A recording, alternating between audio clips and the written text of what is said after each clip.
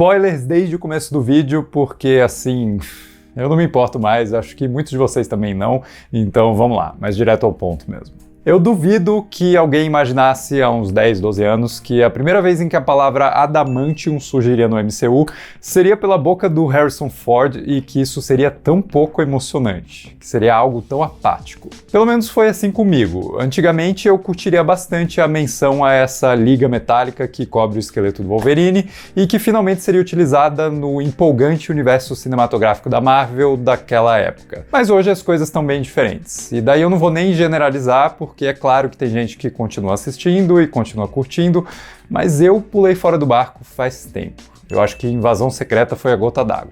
E eu sempre gostei desses personagens, eu gostei das muitas histórias que foram entregues ao longo dos anos, e eu sou um eterno defensor do cinema de entretenimento, mais popular, mais voltado para diferentes gêneros, e até o lance do universo conectado, no caso da Marvel, quando ele é bem feito, quando ele funciona dentro da sua proposta, mas esse definitivamente não é o caso desse novo filme do Capitão América. A gente está numa fase em que a natureza industrializada desses filmes tem se mostrado cada vez mais aparente.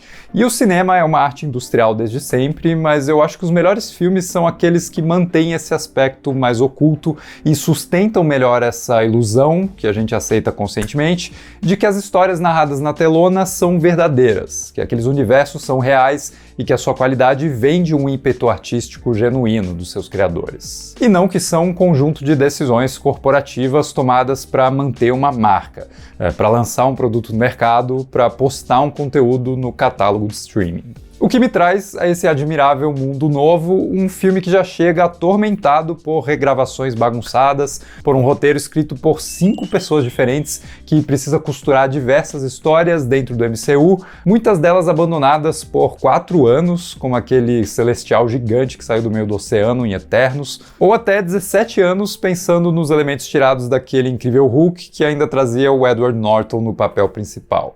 Com tudo isso, quem mais sai perdendo é justamente o personagem titular, o próprio Capitão América do Sam Wilson, vivido pelo Anthony Mackie. Se naquela série do Disney Plus a gente viu o quanto foi difícil para ele assumir esse legado do Steve Rogers, tanto pelo seu dilema em tomar ou não o soro de super soldado, capaz de fazer dele um super-herói bem menos provável de morrer esmagado por um carro, mas principalmente o significado de ser um Capitão América negro num país com um histórico tão problemático com questões raciais.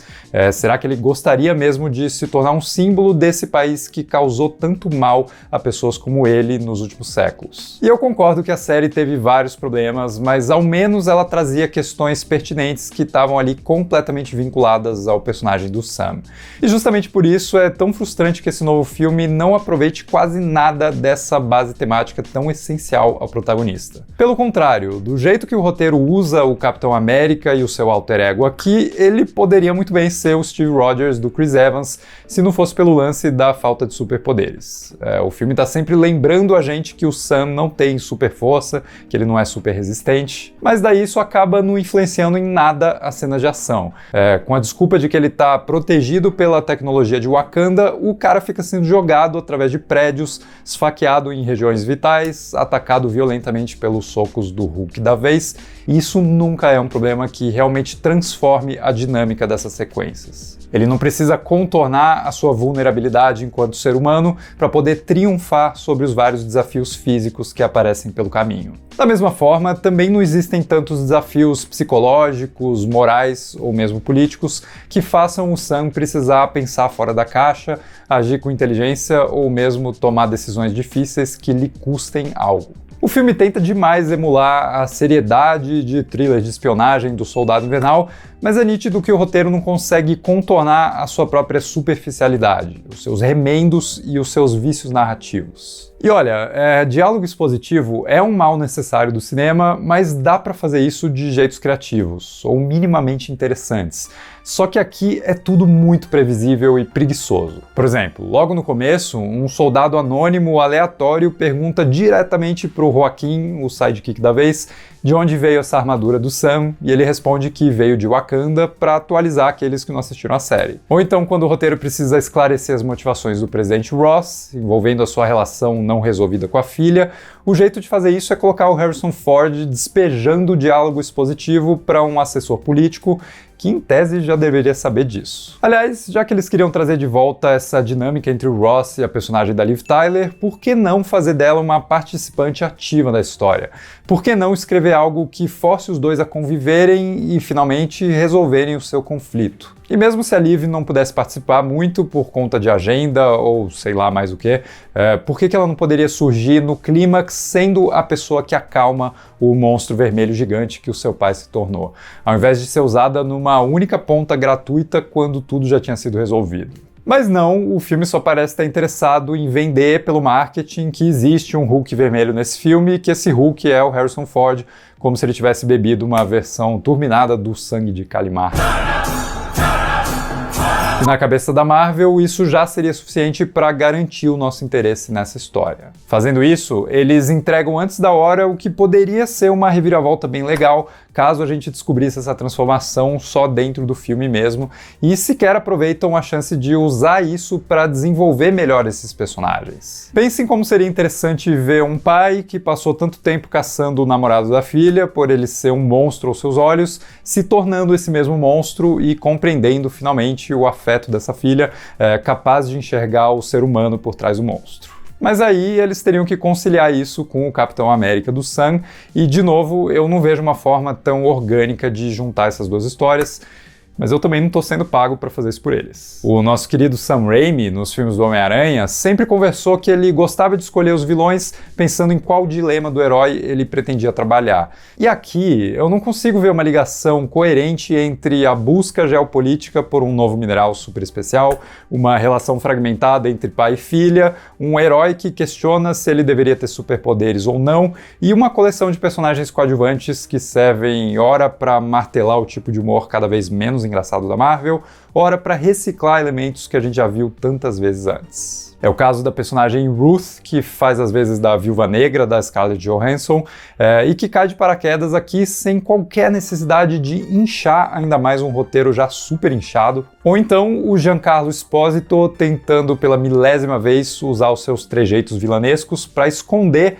a superficialidade de um papel antagonista fraco.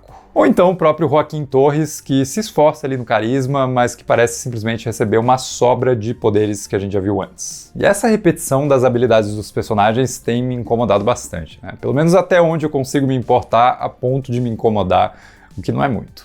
Se antigamente a gente conseguia diferenciar pelo menos esse aspecto dos heróis, agora você tem um Capitão América que ainda tem as asinhas do Falcão e que luta basicamente como ele lutava antes, só que com esse adicional de jogar um escudo de metal como se fosse um frisbee. E daí você tem o Joaquim sendo um outro Falcão com as mesmas asinhas e o mesmo tipo de dinâmica numa cena de ação, lutando e voando como o Sam continua fazendo.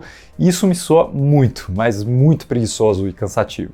Mas beleza, se o filme tem algum aspecto positivo, ele se chama Harrison Ford, mesmo que seja estranho ver um ator tão famoso sendo usado como recast de um personagem tão secundário. Mas o Harrison quase consegue trazer um pouco daquela aura presidencial que ele tinha em Air Force One, principalmente no começo da trama, quando as peças ainda estão sendo colocadas no tabuleiro. Por mais expositivo e previsível que seja, o filme promete levar a história para caminhos interessantes, embora logo a gente perceba que não vai sair nada muito substancial dessa trama. E por mais que o Harrison Ford tenha ainda sua presença de cena e consiga atuar nesse filme quase fora do seu modo automático em filmes desse tipo, mas enfim, ele tem um magnetismo ali, isso é inegável. Mas a sua contribuição para o filme nunca tem o mesmo peso e nunca alcança o mesmo potencial que, por exemplo, o Robert Redford no Soldado Invernal, que também é um ator de um calibre enorme, mas que está atuando num roteiro muito melhor, e isso faz uma diferença tremenda. Pelo menos aquele filme tinha algo a dizer sobre vigilância, e o próximo filme, Guerra Civil, tinha algo a dizer também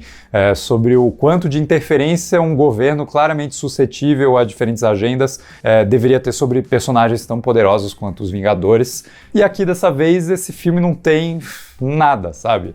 E talvez esse seja o maior pecado de Capitão América Admirável Mundo Novo. Num contexto onde a política dos Estados Unidos tem sido tão inacreditavelmente surreal, com o Trump agindo como se fosse o dono do mundo, criando guerras fiscais e permitindo interferência direta de bilionários no governo, daria para se fazer um baita filme que usasse a ficção como terreno para refletir essa realidade. Ainda mais pensando num filme que literalmente coloca o presidente dos Estados Unidos como o antagonista da história. história, mesmo que ele acabe não sendo o principal antagonista, como a gente descobre depois. Só para não reclamarem que eu tô puxando sardinha para um lado específico da política americana, na verdade, eles que se resolvam por lá, a gente tem os nossos próprios problemas por aqui.